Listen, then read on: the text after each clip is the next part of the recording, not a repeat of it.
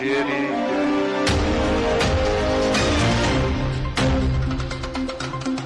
ئێرە ڕادیۆی دەنجیگەلە.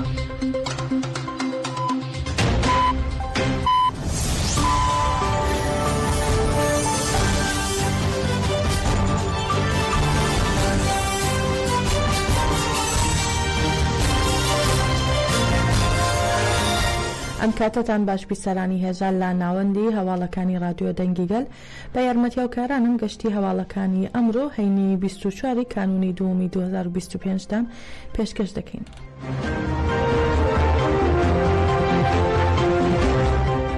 شاندی ئیمراڵی دەم پارتی سەبارەت بە کۆتا دیداریان لەگەڵ ڕێبەرۆجەلان ڕایەنگیان ئەم قۆناغا بۆ هەمومان ژیانێکی ئازاد و پێکەوەی دڕەخسێنێت. دوێنێ هەریەکە لە پەروین بولدان و سری سورەیە ئوندەر پەرلەمانتارانی پارتی یەکسانی و دیموکراسی گەلان دەم پارتی سەردانی بەندیخانەی PTF یان کرد و بۆ جاری دووەم دیداریان لەگەڵ ڕێبەری گەلی کورد عەبدوڵڵا ئۆجەلان ئەنجامدا.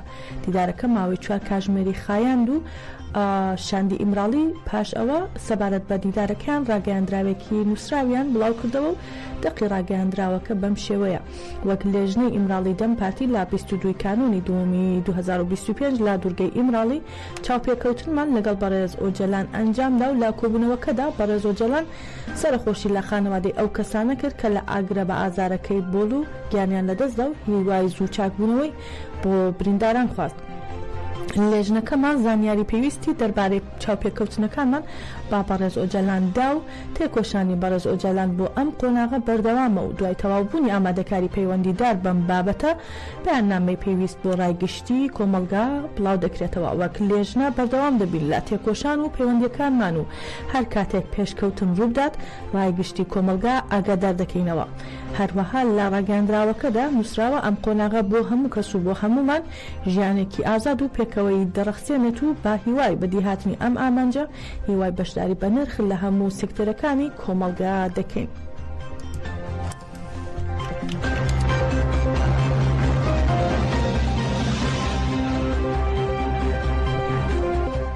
لە ڕۆژی سێمی ڕێپێوانی درێژمەودا کە لە 21 کانونی دووەمدا لە شاری لۆرنتی فەڕەنسا دەستی پێکرد بوو لە شاری نانت بەردەوام بوو. ڕێپێوانکەران لە شەقامەکانی شاری نانت باوتنەوەی دروشم و بەرزکردنەوەی ئاڵاو وێنەی ڕێبەر ئۆجەلان و هەڵگرتنی پانکارتی کۆتایی باگۆشەگیری دەهێنن و فاشیزم هەڵدەوەشێنینەوە تا گۆڕەپانی بازرگانی نانت پلاس بەردەوام بوون و دواتر باگربوونەوەی جەماوەری بەیاننامەیەکی ڕۆژنامەوانیان خوێندەوە. لە ڕێپێوانەکەدا زانیاری لەسەر گۆشەگیری ئیمراڵی و سیستمی قڕکردن بڵاو کرایەوە.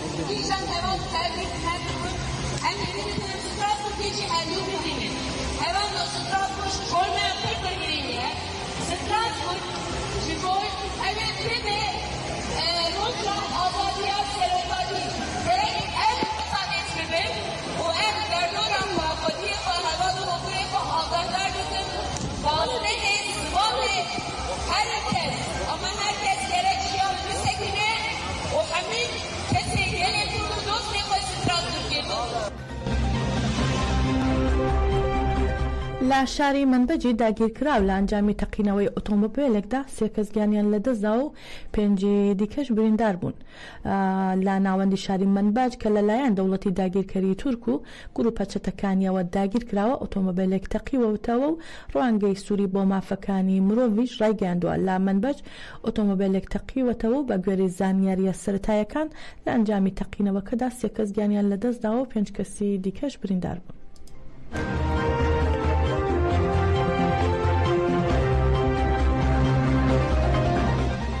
قەسەدە لەبارەی دەنگۆی دروستبوونی شەڕ و ڕوبەڕۆبوونەوە لە میدیاکانی دەوڵەتی داگیرکەری تورکەوە لە نێوان قەسەدە و هێزەکانی تەحریرە شام لە کێڵگەی نەوتی ڕەمەڵە لە دەشتی ڕاستافە ڕاگەاندراوێکی بڵاو کردەوە و ڕایگەاندووە دەنگ و پرۆپاگەندەی میدیاکانی دەوڵەتی داگیرکەری تورک لەبارەی دروستبوونی گرژی و ڕوبەڕۆبوونەوەی هێزەکانی قەسەدە لە کێڵگەی نەوتی ڕەمەڵە لە دەشتی ڕاستافە لەگەڵ بەڕێوەبەرایەتی ئیدارەی ئۆپەراسیۆنە سەربازیەکان دوورە لە ڕاستیەوە و کەناڵی دیالۆگ لە نێوان ئێمە و دیمەشقدا کراوە و فراوانە و هەڵویستی هاوبەشمان هەیە بۆ گفتوگۆ و چارەسەری بۆ هەر دۆخ و پرسێکی سیاسی.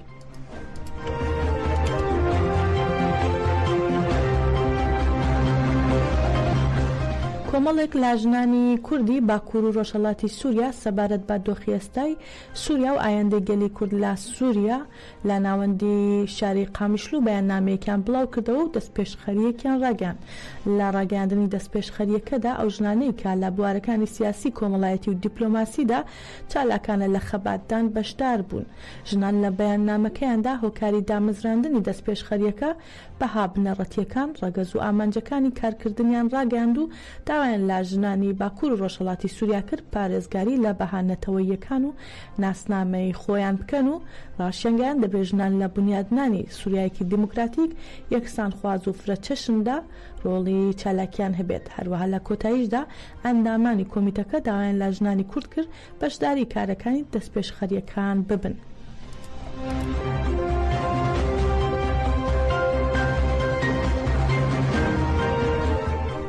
کۆنگرەی ستار و ئەنجومەنی ژنانی پارتی یەکێتی دیموکراتی پەیەدا لە شاری حەسەکەی سەر بە کانتۆنی جەزیرە لە ڕۆژاوای کوردستان دەژی پەسەندکردنی سزای لاسێدارەدانی پاخشان عەزیزی لەلایەن ڕژێمی ئێرانەوە ڕاگەیاندراوێکیان بڵاو کردەوە و ڕایانگەیاند دەسەڵاتدارانی ئێران بەردەوامن لە پێشلکردنی مافەکانی ژنان لە ڕێگەی دەرکردنی سزای سەرکوتکەری دژی ژنان و سزای لاسێدارەدان.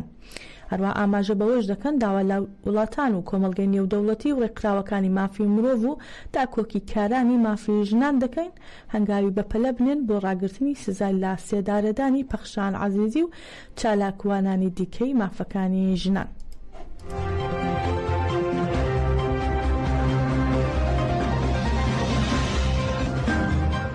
لە ڕۆحا بە چالاکیەک هێرشە داگیرکاریەکانی سەرباکوور و ڕۆژهەڵاتی سووریا شەرمەزار کرا و چالاکوانان ڕایانگەیاند دەبێت هەمومان بۆ پشتگیری بەرخۆدانی ڕۆژاوا ڕووبکەینە ڕۆژاوای کوردستان. ڕێخستنی دەم پارتی و بەدەپەی ڕەحا و چالاکوانانی تەژە بە ئەنجامدانی چالاکیەک ناڕزایەتیان بەرامبەر هێرشە داگیرکاریەکانی دەوڵەتی تورک و چەتەکانی لەسەر هاوڵاتیانی مەدەنی لە بەنداوی تەشرین دەربڕی و لە بەردەم لە چالاکیەکەدا کە لە بەردەم ڕێخستنی دەم پارتی ڕەحا ئەنجامدرا چەندین پارلەمانتاری پارتە سیاسیەکان و ئەندامی ڕێکخراوە مەدەنیەکان ئامادە بوون. عومەر ئۆجەلان پەرلەمانتاری ڕەحای دەم پارتی دەستنیشانی کرد لە کاتێکدا گەلیکول لە قۆناغێکی مێژوویدایە بە هەموو درڕندایەتیەک هێرشی سەرکەسانی مەدەنی دەکرێت لە بەنداوی تەشرین و هەروەها باسی لەوەش کرد پێویستە کوردان یەکێتی نەوتەوەی پێک بهێنن.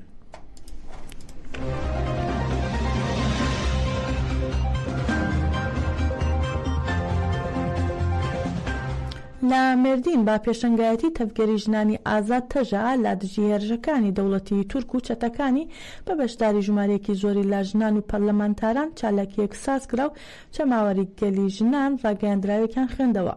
ڕاگەیاندراوەکە لەلایەن وتەبێژی تەژە ئای مێردین خوێندرایەوە و ئاماژە بەوە کرا مۆدێلی ڕۆژاوا مۆدێلی تێکۆشانی دادپەروەری یەکسانی و دیموکراسی گەلانە و وێڕای هەموو سەختیەکان لە بەرفراوان بووندایە.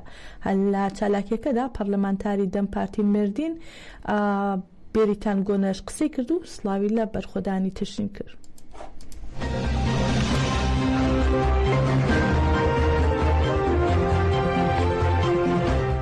ڕۆژبین کارتاڵ کاندیدی پێشووی هەڵبژاردنە خۆجێیەکانی 2024 بۆ هاوسەرۆکی شارەوانی پانووسی دەم پارتی کە 4 ڕۆژ پێش ئێستا دەست بەسەر کرابوو زیندانی کرا. ڕۆژبین کارتاڵ دوای ئەوەی لە داواکاری گشتیوان ئیفادەی لێوەردەگیرێت بە داواکاری دەستگیرکردنی ڕەوانەی دادگای سزای سولح کراوە. دادگا با پرۆپاگاندەی ئەندامی ڕێخستنی بڕیاری دەستگیرکردنی دەرکردووە و دواتر ناوبرا و ڕەوانەی گرتوخانەی وان کراوە.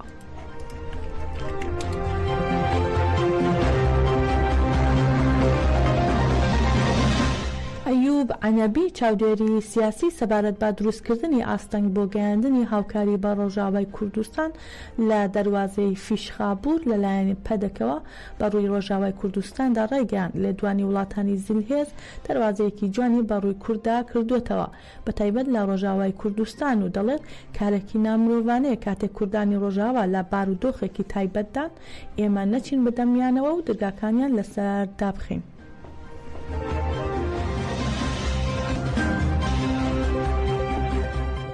لەبەرەوە نیشتیمانی هەمووانە، نیشتیمان قۆرخ و مارەبڕی هیچ کەسێک نییە کە ڕزگاری کردووە لە ڕاستە، بەڵام بەداخەوە ئاوا دیکتاتۆریەت دروستە بێ کە کەسێک هێزێکی زیاتری هەیە خوانەخواسە وەکەڵێ ئەوەی خۆم بۆ خۆم ئەوەی تۆش ئەخۆم، ئەم بەم شێوازە ناکرێت.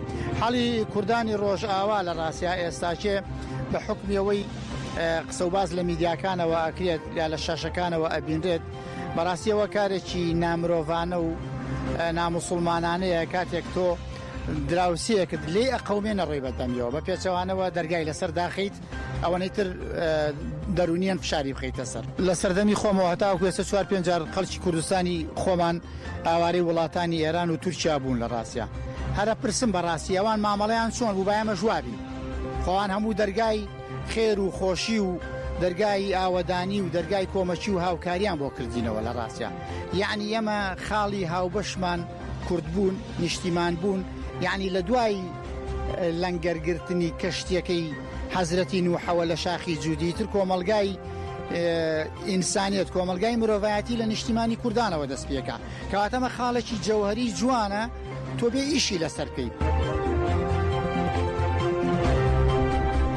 باپەی راپۆرتی کۆڵبەر نیوز جەلیل محەممەدی لە چالاکانی بزوتنەوەی کرێکاری و لە ئەندامانی کۆمیتەی هەماهەنگی بۆ هاوکاری لا دروستکردنی ڕێکخراوانی کرێکاری پاش ڕۆژێک لە مانگرتنی کاسبکاران و بازاڕیان لە شارەکانی کوردستان کە لە ناڕزایەتی دژی لە سزای لاسێدارەدانی پەخشان عەزیزی بەڕێوەچوو لەلایەن هێزەمنیەکانی شاری سنەوە دەست بەسەر و بۆ شوێنێکی نادیار گواستراوەتەوە.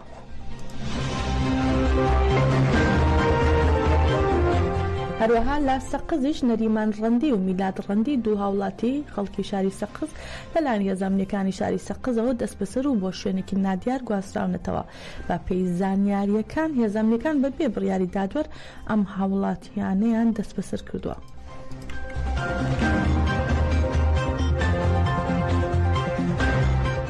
با تۆمەتی تاوان دژی مرۆڤایەتی دادگای تاوانەکانی نێودەوڵەتی فەرمانی دەستگیرکردنی بۆ دوو سەرکردەی باڵای تاالبان دەرکردووە کە یەکێکیان هەیبەتوڵڵا ئاخونزادە سەرکردەی باڵای گروپەکە و سەرۆکی ئێستای تاالبانە. با گوێرەی ئەو زانیاریانەی کە ڕۆیتێرز ئاشکرای کردووە دادگای تاوانەکانی نێودەوڵەتی بەیاننامێکی بڵاو کردوێتەوە و ئاشکرای کردووە ئەو دوو سەرکردەی تاالبان لە دوای گرتنە دەستی دەسەڵات تۆمەتبارن بە سەرکوتکردنی کچان و ژنانی ئەفغانستان و بەرتەسکردنەوەی ئازادیەکان و بێبەشکردنیان لە کاردکردن و خوێندن. هەیبەتوڵڵا ئاخونزادە سەرۆکی تاالبان و عەبدولحەکیم حەقانی سەرۆکی دادگای باڵای ئەو گروپە ئەو دوو سەرکردە باڵای تاالبانن کە لەلایەن دادگای لاهەوە داواکراون. هەروەک داواکاری گشتی لا دادگای لاهاو توێتی بەڵگەی پێویستیان لە بەردەستە لا وێنە دەنگ ڤیدیۆ و تەنانەت شایەتی کەسانیش کابوونەتە قوربانی دەستی تاالبان.